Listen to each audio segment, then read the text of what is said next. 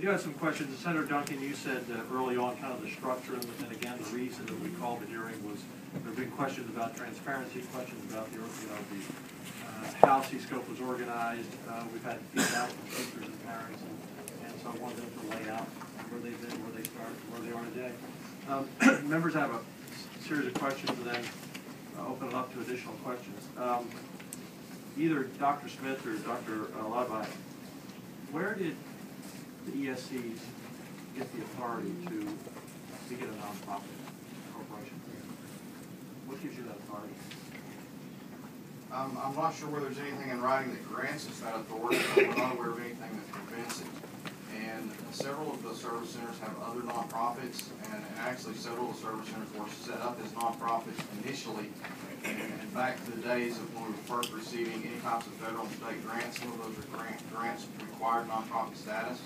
And I can't speak for all the service centers. I spent quite a bit of time at Region 20 in San Antonio, and that one was set up as a nonprofit on its own, as was Region 13.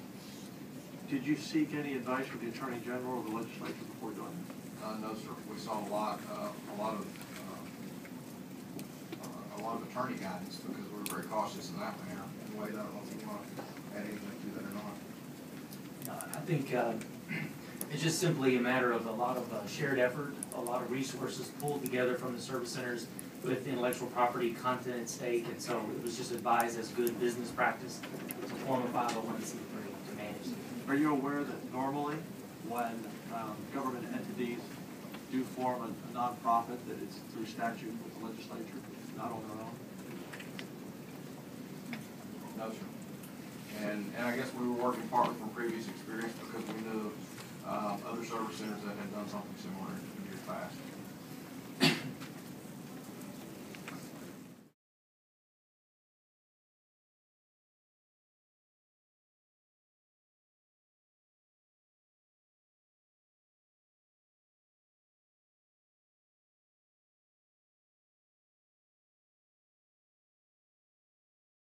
Initiated that 2012, correct?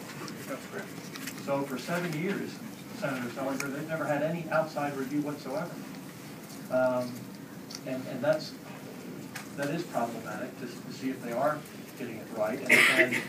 And you know, at the SBOE in our textbooks, as you know, they have lots of readers that look over all of these lessons.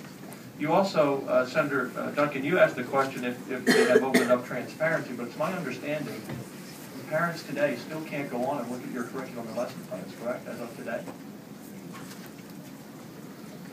Well, that's correct. The process has always been, of course, we would defer to the local school district to initiate or allow for that to take place with parents directly. And as Dr. Smith mentioned, what actually is going on in the classroom, it's better for the classroom teacher to have. For direct access, I'm going to go back, and I think you may even address what you mentioned previously, is our intent. I mean, the intent of this system was built for teachers. It was requested by districts. This is what we need. Can you help us with it? I understand, but Chapter 2606 says the parent should have, so I want to go back to Senator Duncan's question. As of today, because I thought you answered it the way, yes, we've done this. Yeah. As of today, parents cannot look at the curriculum or the lesson plans of CSCOPE through your website, correct? That's correct, but we've allowed the districts to go ahead and post and provide. That doesn't matter. Not directly. Directly, we have not provided that. And do you intend to allow that?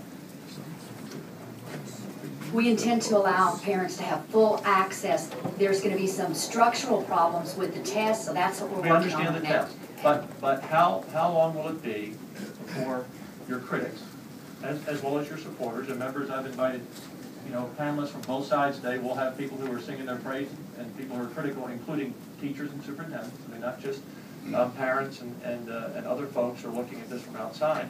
But how long is it going to be before, I mean, I'm told, is it correct that the State Board of Education Chairman, Barbara Cargill, who will testify later, that she couldn't get a password to look at things for 6 months? That is correct, and that was our fault. Okay. And I go back to being troubled here. It is, again,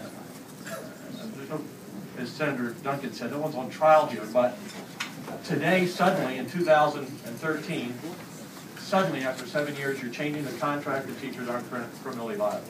Suddenly, you're having an outsider saying we need to be transparent. and everything is, well, that was our mistake. It's a mistake that we didn't let the chairman of the SBOE get onto our website. And again, it gives me great, because what you all are doing could be great. It's obviously not. Regardless if it's right or wrong, it's obviously a mess at this point, and you're in 875 school districts.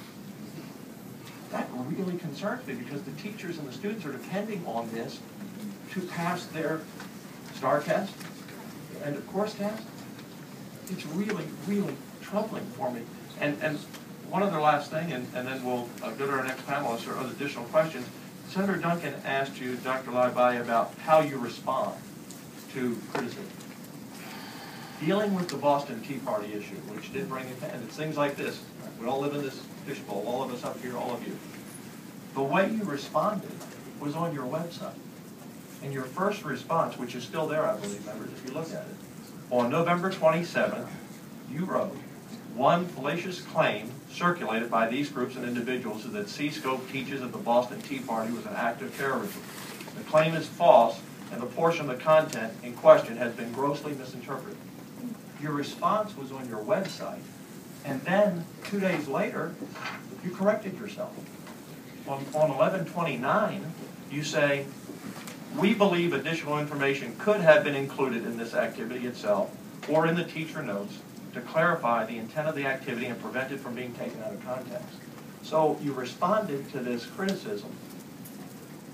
First, this is fallacious, this is ridiculous, there's nothing to this. 2 days later, you go back on your website and say, well, you know, actually, I guess we could have done a better job. I kind of get it. Because, and I even understand that the word is engagement, which you use to be a hook for students. I mean, I even get it, but I'm amazed that you all didn't get that when you call our founding fathers terrorists in Texas, that that's not going to be allowed. And that lesson was out there for 6 years. So again, service centers do so much good work. It seems like this is something that, as you said, Dr. Beeler, and again, thank you for your long time service and your retirement.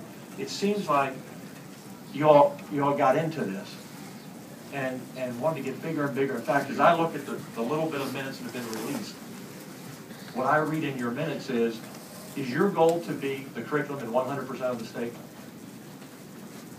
Is that your goal? Our goal is to service our districts with the requests that they make.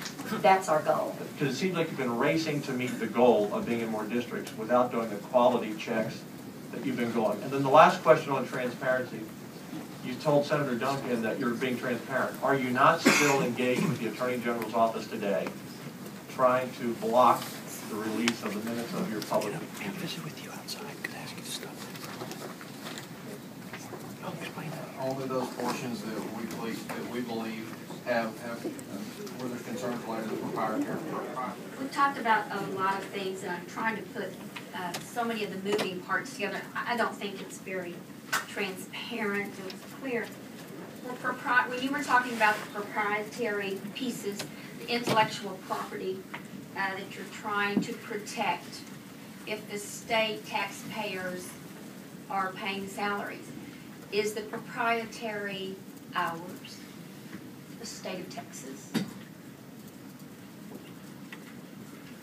And make sure you understand, and my colleagues can jump in on this, and I don't claim to be an attorney, and I may be wrong with this. I look at everything we do as a state asset. So it would then be ours. Yes, ma'am. So there's nothing to keep from anyone if we are promoting transparency. I'm not disagreeing with that by any means. Right. And I think what we're showing there are ways that it can be accessed.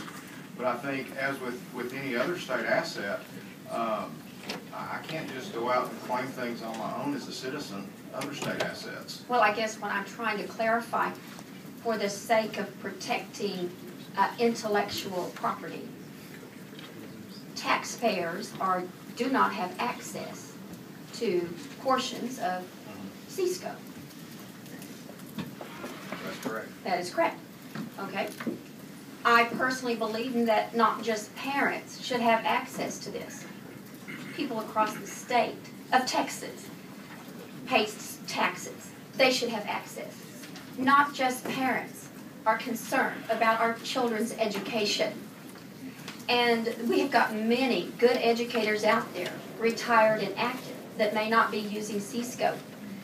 And they still have a passionate commitment to make sure our children have a good education, yet they